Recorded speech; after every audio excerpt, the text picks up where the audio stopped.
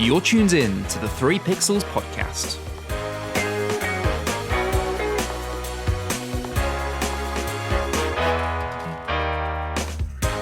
Hello and welcome back to the 3 Pixels podcast. We're here with another episode for your ears. Don't ask what episode number it is because there's just too many to count. But if you haven't installed them, go back and do that because there's some wonderful ones, including the last one, which was all about Mulan. Just checking that you remembered. Before we dive into the episode, I'd like to welcome and introduce my two wonderful co-hosts. We have Darby and Martin. Martin, how you doing? I'm very well, Ben. Thank you very much. I'm glad to be back for another podcast episode. And I think this is going to be a very good one today. I agree. Coming over now, Darby, how's it going? Going good, thanks. How are you? All good. Thank you very much. Forgive me for not coming to you first. You do favor going to Martin first. No, I've noticed.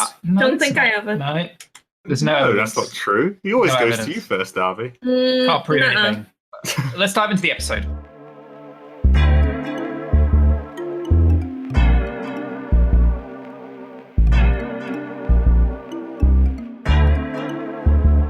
So this episode is all about the future in Amazon's eyes. How does Jeff Bezos see the future of our lives? Well, might be a little bit Black Mirror, so hold on tight while we get through the key items that has been discussed and announced at Amazon's 2020 event. It all started rather mundane. Some updates to the Echoes, some new speakers added and new designs just to make you feel like you're getting something completely new if you upgrade your Echo system. And everything was fine until we saw a flying drone. There's a camera that follows you around a house and there's a cute dog in the advert. And I was like, what the hell's going on here?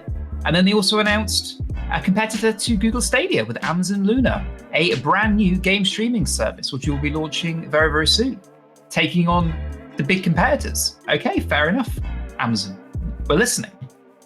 And then to top it all off, they want to read our palms and no, not to predict the future, but to be the future and to be the one place, the one system that you need for all your authentication, whether it's for getting into work, whether it's for going to a concert, whether it's for paying for a product, or whether it's, more importantly to Amazon, going into their Amazon Go stores. We'll get into that right at the end, so that's just a teaser. But first of all, I want to talk about the Ring security drone.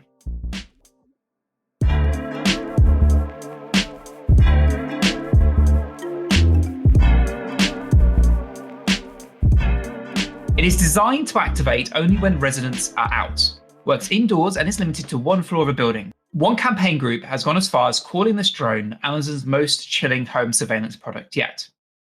It's difficult to imagine why Amazon thinks anyone wants a flying internet camera linked to data gathering company in the privacy of their own home, said Silky Carlo from Big Brother Watch.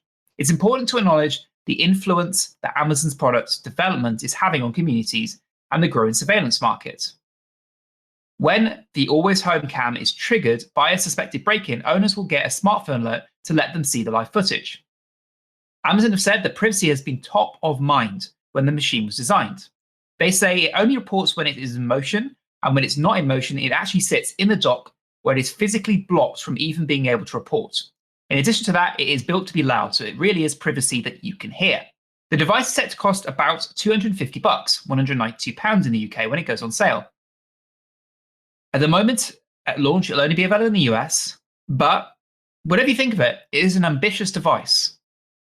Might not be for everyone, but some people are already putting security cameras in their home. So is this a step too far, or is this just another device for the house?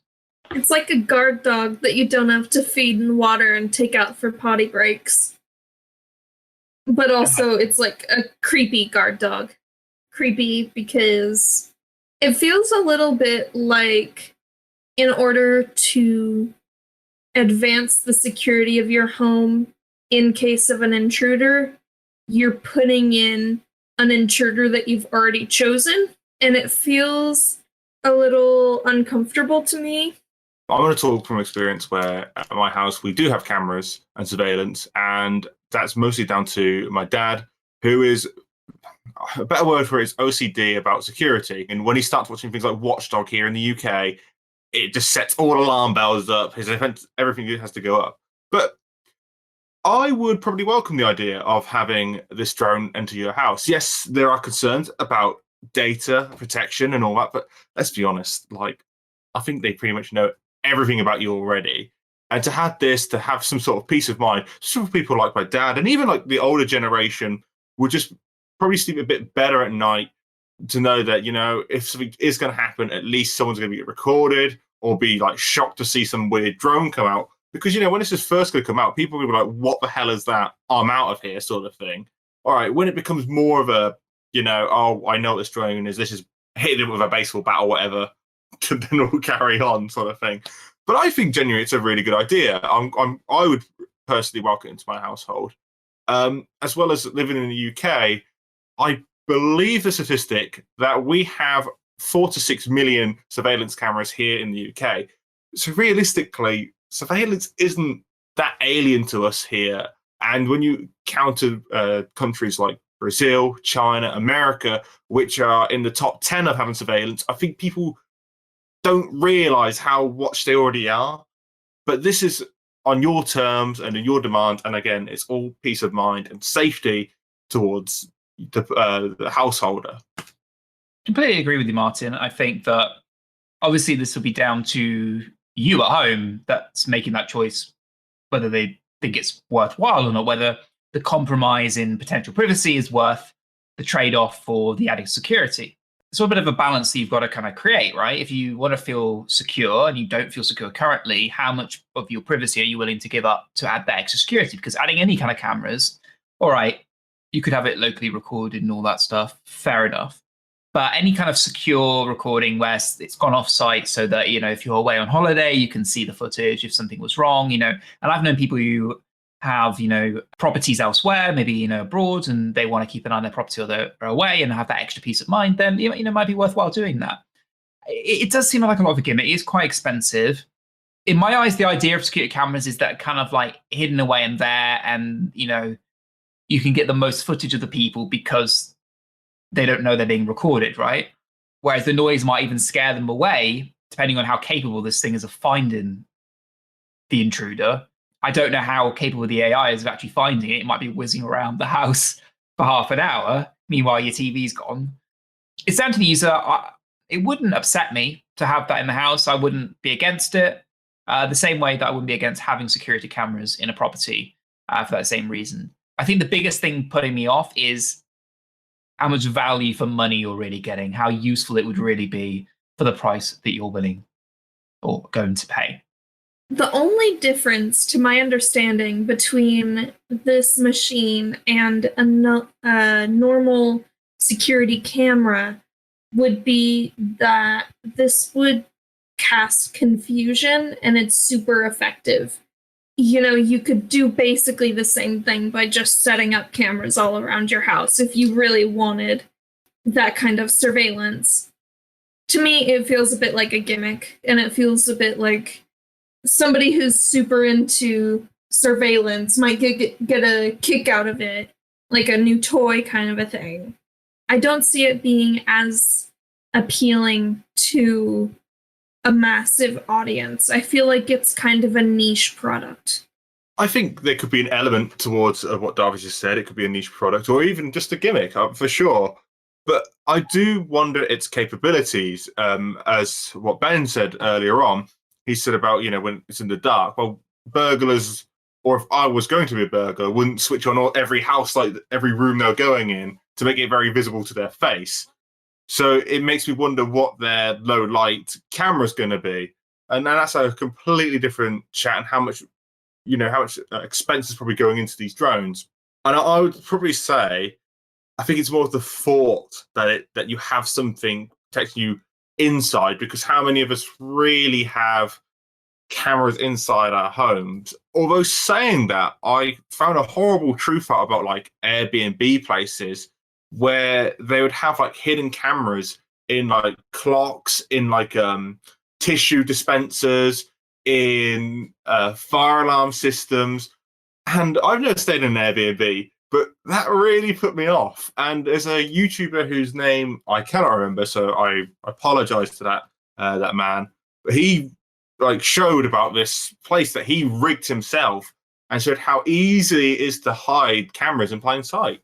So realistically, if listeners are interested in this sort of product, a cheaper route would probably be buy these small products that you can buy on Amazon, which are like 20, 30 quid, and you could just put them as everyday household objects. So there's no flying drone or anything like that. You now just have a camera which is recording in an area which you probably wouldn't suspect there to be one. Yeah, you bring up a really good point with the hidden camera thing. There is actually a BBC documentary as well about it. Stacey Dooley did one going to a country in Asia. I'm not too sure on the country, but it doesn't matter which country it is. The point is that the technology has become so cheap that it has become a big issue, especially in Asia, where it can be even cheaper to get hold of this stuff. So there are actually organizations of people who go out on behalf of famous artists over there or government organizations or whatever. They go out and scan hotel rooms and stuff with IR blasters and stuff to try and find where all these devices are. So it is an issue, but that's a whole other conversation. It is easy to hide cameras these days. There are a bunch of different cameras options out there, and there's a lot of different choices. So I guess you could see this just as another product in the arsenal of choice for you as a consumer to make that fits your certain situation. Maybe you have a certain situation where this product would be perfect, but for maybe the majority of people, it's not. And, it might be good, or going back to what Martin said about sort of elderly people, more as an alert for the elderly people to go, oh, there might be something going on here, rather than actually find them in the first place. So horses for courses, and maybe there is a course for this horse. So a very quick pit stop before we make it to the main event, which is all the palm reading stuff, of course. Amazon announced Luna, which is their own game streaming service. And it will work with Amazon's Fire TV dongles, Windows and macOS computers, as well as iPhones and iPads in the web browser. Luna is set to compete with Google Stadia, which launched about a year ago and has honestly struggled to establish itself in such a busy marketplace. I know, Google has struggled. So let's just say a little bit cautious here about how this is going to do. There's Xbox Game Pass, PlayStation Now, Apple Arcade, EA Play, among a ton of other subscription services all trying to get your money. However, Amazon does have the highly popular Twitch platform, where people watch each other play. So maybe they could actually achieve what Google wanted to achieve with YouTube, that if your favorite streamer or buddy is playing a game on Twitch using Luna, you could jump in just that quickly. Amazon is allowing third-party channels on Luna, but at an additional cost to the user. So Amazon with Luna seems to be taking a channel subscription method. And if it sounds very similar to your satellite subscription, that's because that is exactly what it is. You will subscribe to certain channels, which will give you access to certain games. For instance, one of their partners will be Ubisoft, and you can subscribe to the Ubisoft channel and get access to a bunch of Ubisoft games. Doesn't quite sound like the Netflix of game streaming, does it? Because it really isn't. Luna's game controller is quite unique and will connect with Wi-Fi direct to Amazon servers, thus eliminating the delay of going through the device you're playing on to the servers. So they're saying that the reaction times will be almost instantaneous and unnoticeable to most players, which is really important. And with the push of 5G and fast mobile internet access, could this be the replacement for buying a Switch on the go that you can also use instead of your PlayStation 5 or Xbox Series X at home? No. And that's it. I'll be honest, I've just not been impressed with these new companies coming in with their consoles. The Stadia, for example, I've heard very little about the Stadia. What I have heard of it, people have gave it good reviews, some people are happy with it, and it just reminds me of that. To me, it's just one of those, it'll be around for a year or two, then it realizes it can't hang with the big boys in the PlayStations and your Xboxes and the PCs, and it was slow, and it would die a slow and painful death. That is the best way I can put it, in my opinion. I think it's a very hard market to crack. Could it replace the Nintendo Switch? The Switch is a very popular console. In fact, it's excelled and preceded my expectations that I had on the Switch. I'll be honest, I thought it was going to be the nail in the coffin for Nintendo. You know, the last real big one was the DS, and I thought, well, you know, is it as good as the DS? Yes, obviously graphics-wise and stuff, but I didn't see the Switch doing it as well as it did. And now for a claim like that to say it's going to be, you know, bigger than the Switch or its replacement, I just can't see it. That's just nonsense in my mind. And like I said, I'd give it 2 years on shelf life, and that'll probably be about it. Never hear about it again. Very negative reviews. I'm sorry, but it is what it is.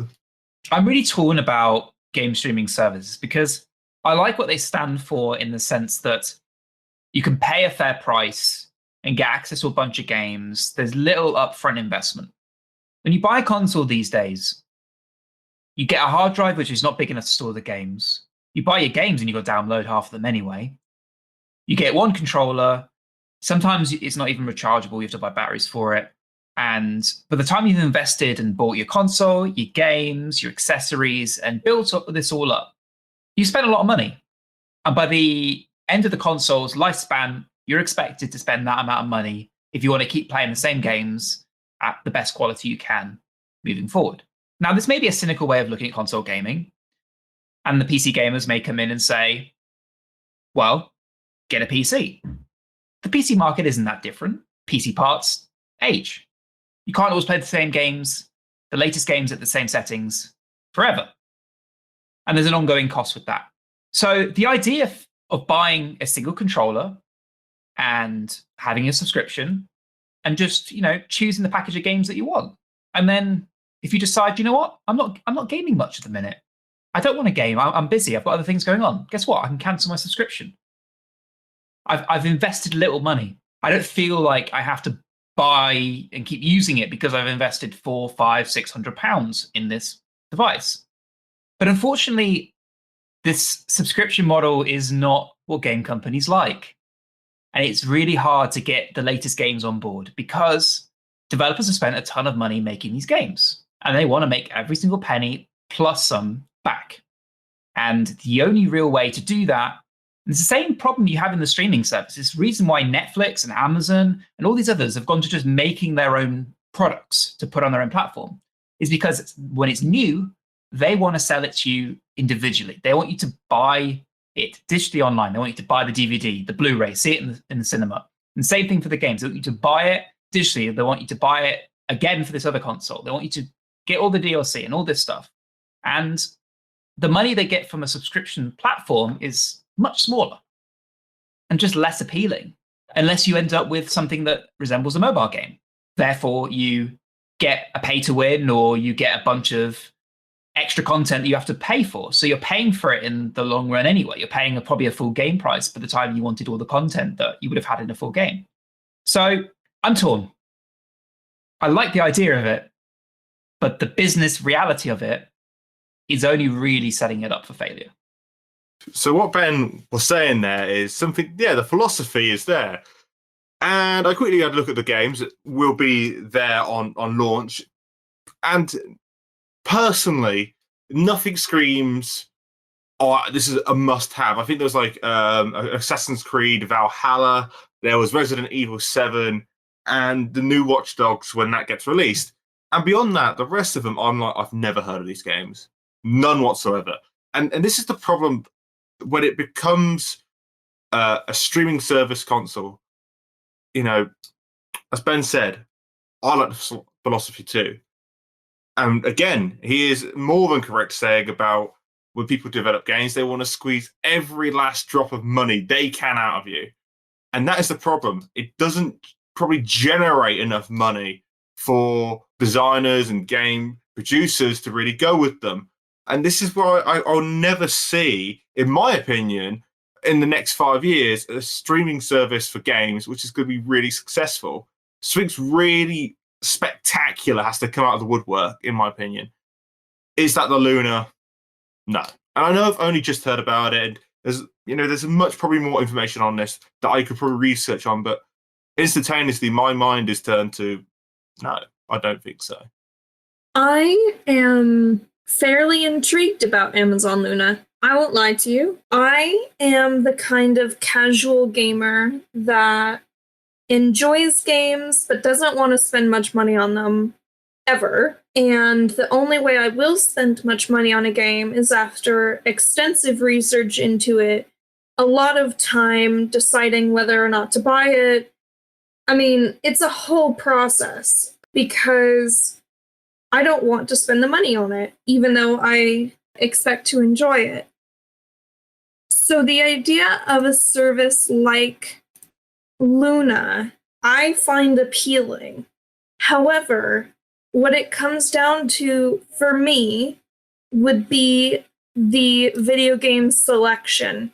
And looking at what Amazon are advertising on their Amazon Luna website, there's a whole bunch of stuff I have never seen or heard about.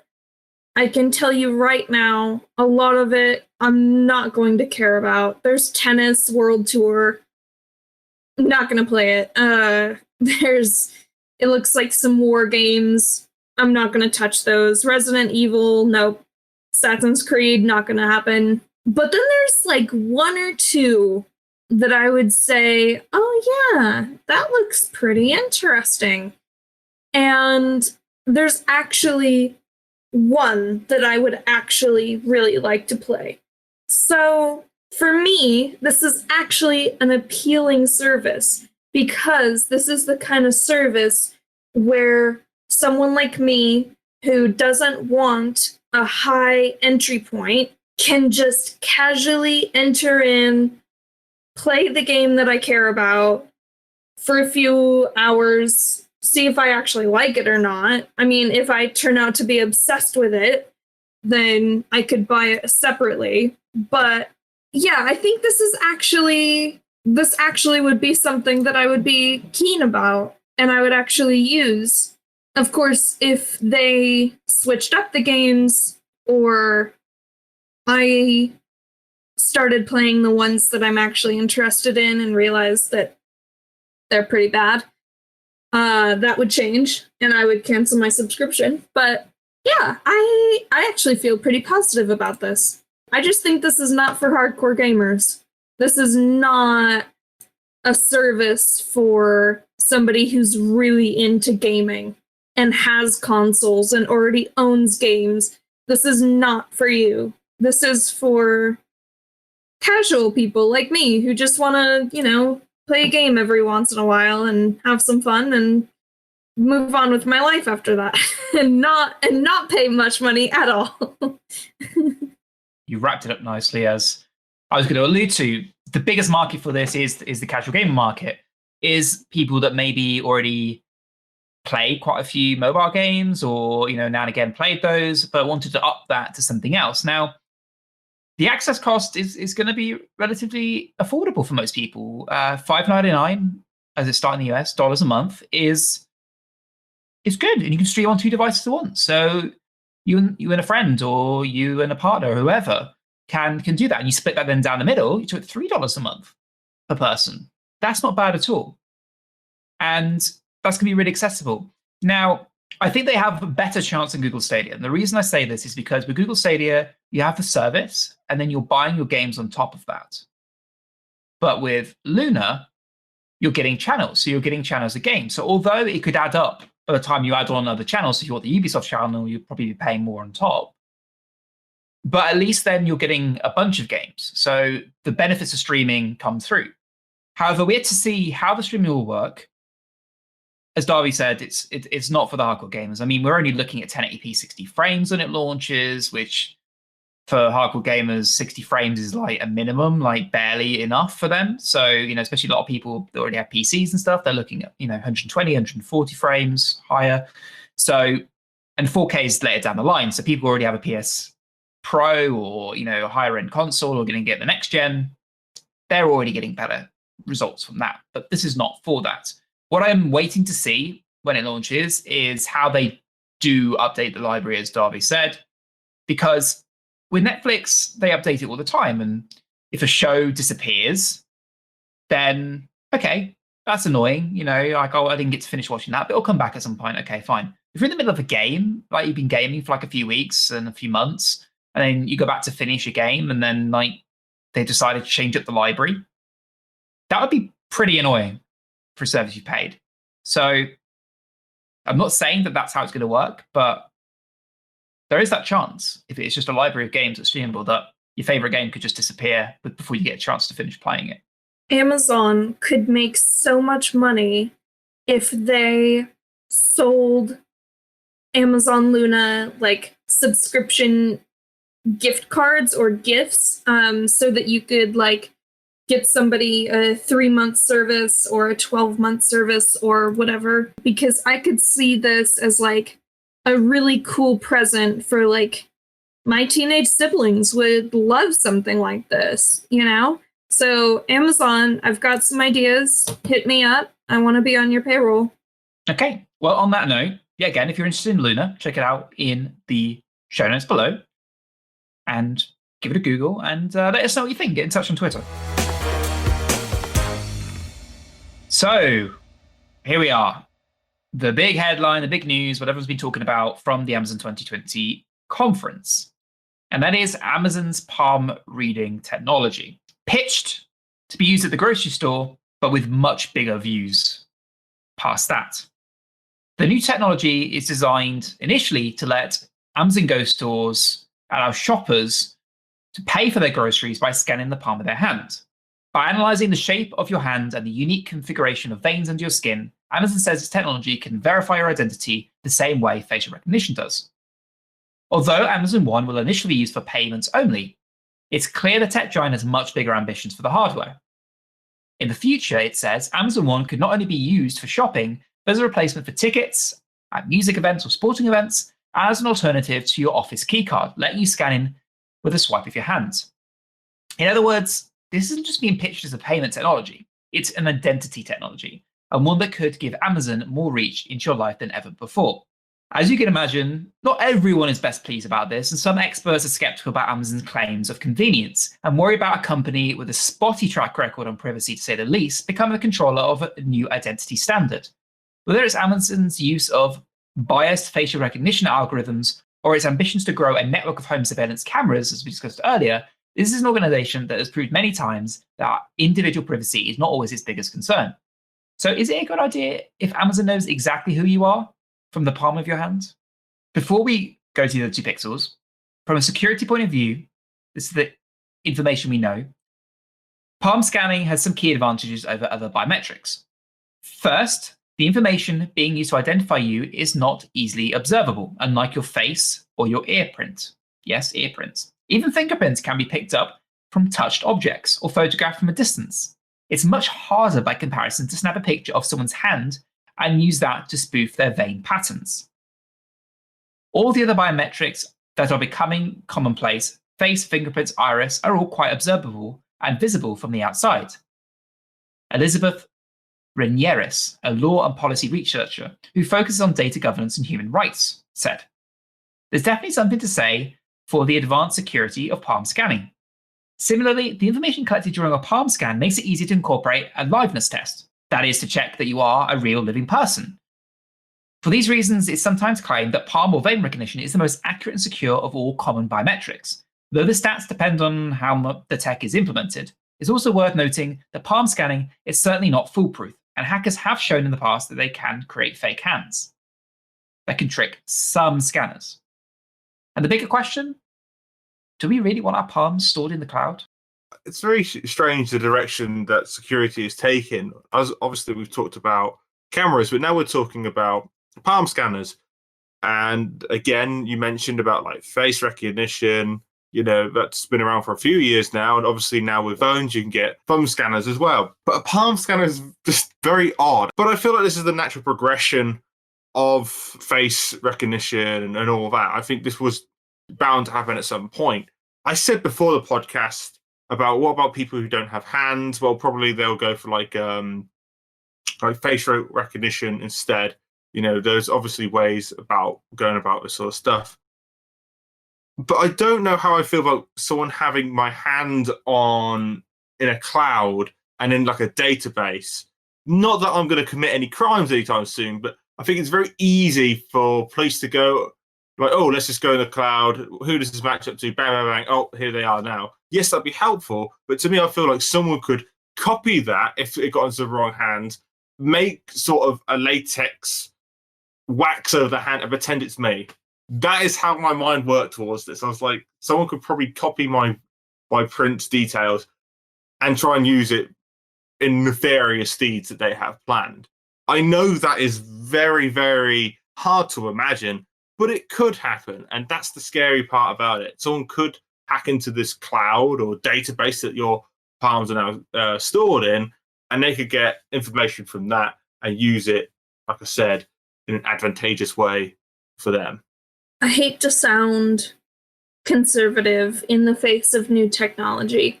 I liked the face recognition at the Amazon Go store at the time because it felt fun and new and fresh, and try it once and it's fine, The thing about this is that it feels even more personal to me than face recognition, and I'm not sure why.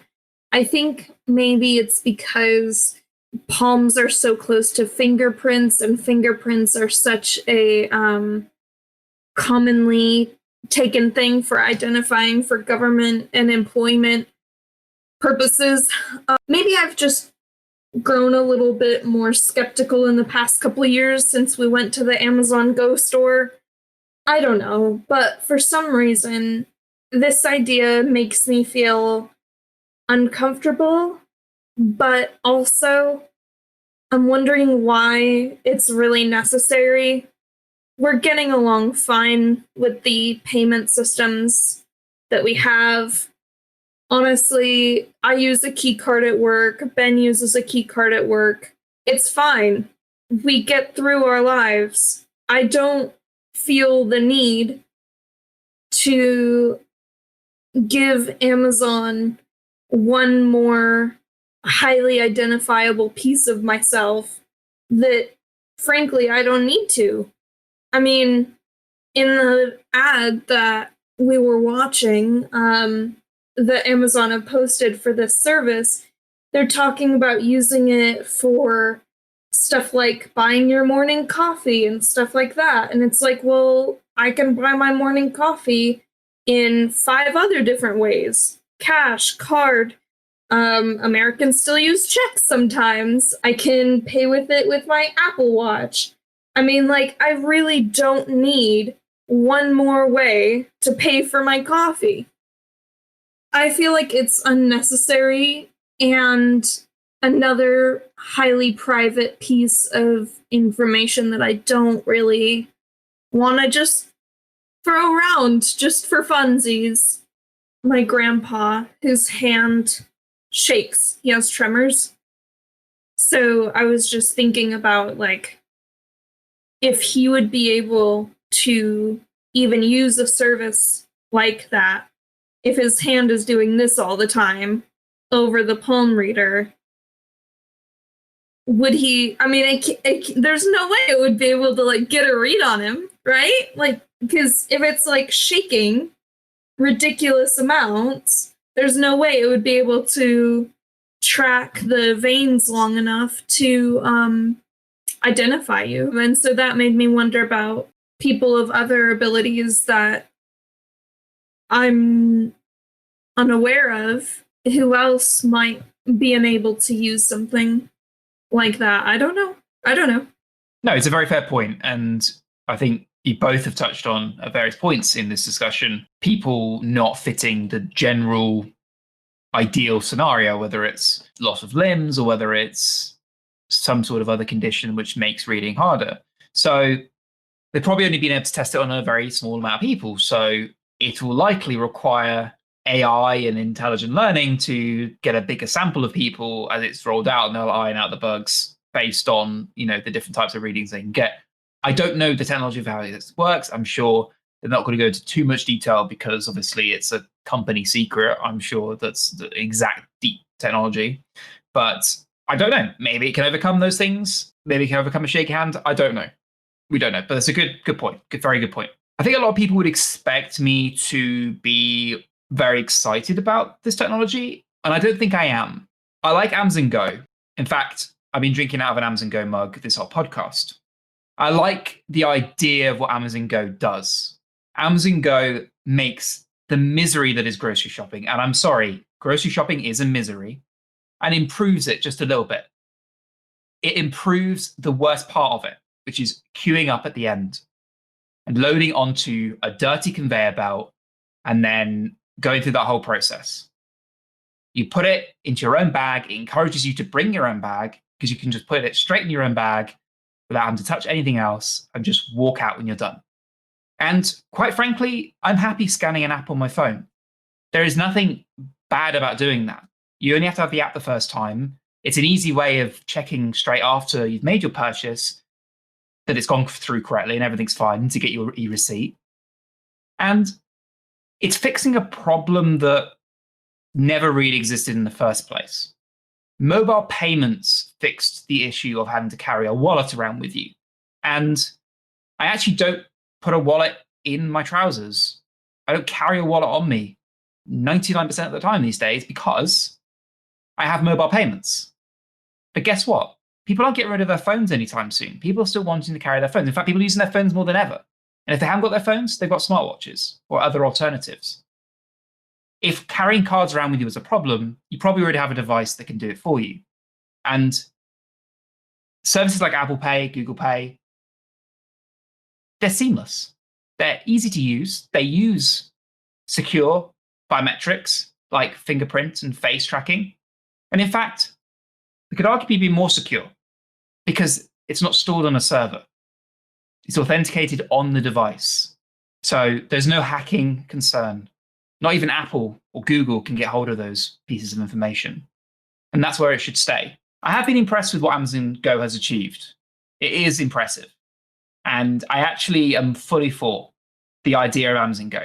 But I won't be one of the first people to put their hands on the payment scanner. And I don't think you should be too.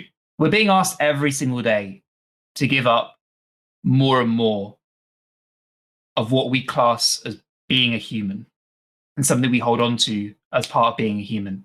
And a lot of what the companies do with this is coming into question. There's not a shortage of documentaries talking about the topic. There's not a shortage of political hearings about the topic.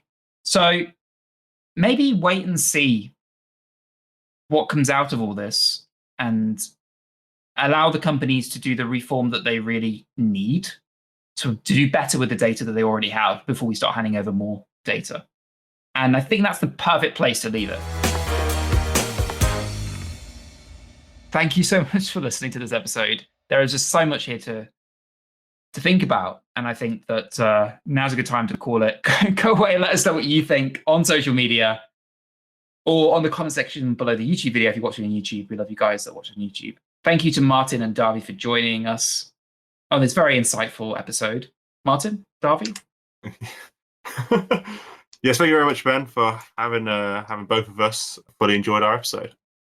Yeah, thank you for having me. On that note, that's all we've got time for. I'll see you guys next time. Adios. Bye. See you later. You're tuned in to the 3 Pixels podcast.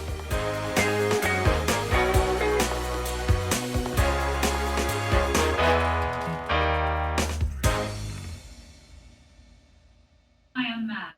For accurate search results. Google, stop. Thank you. Did she just say I am mad? I don't know what she said. Oh my Yeah, she gosh, did. that is so creepy. Benjamin, I am mad. That's what she said. She said she was mad. Oh my gosh.